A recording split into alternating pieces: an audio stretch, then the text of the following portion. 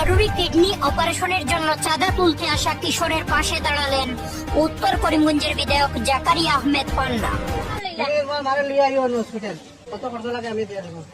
উত্তর করিমগঞ্জে এক মানবিক ঘটনার সাক্ষী থাকলেন সাধারণ মানুষ।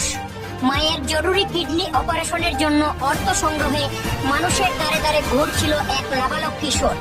পরিবারের আর্থিক অসচ্ছলতার কারণে মায়ের চিকিৎসার ব্যয় বহন করা সম্ভব হচ্ছিল না, তাই বাধ্য হয়ে সাহায্যের আবেদন জানাচ্ছিল সে।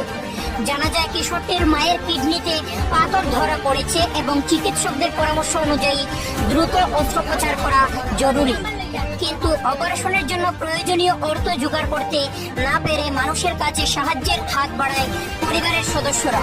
এই অবস্থায় সাহায্যের আবেদন নিয়ে উত্তর করিমগঞ্জের বিধায়ক জাকারিয়া আহমেদ পান্নার কাছে পৌঁছে যায় নাবালক ছেলেটি।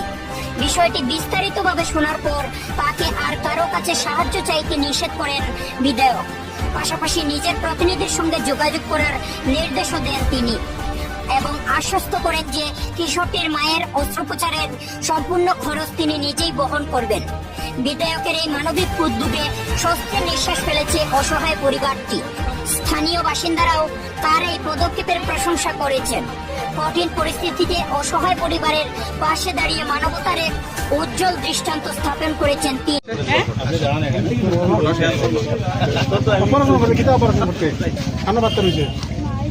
মায়ের পাত্তর কবে হয়েছে?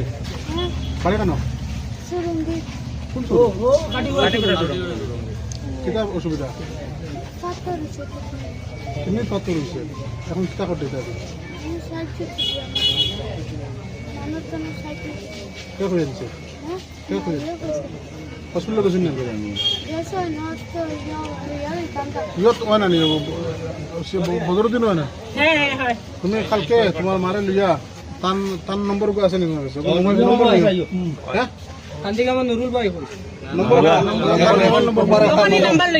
মারে লিয়া হসপিটাল কত খরচ লাগে আমি দিয়ে দিব। হ্যাঁ, এটা খুঁজিও নাম্বার দিই।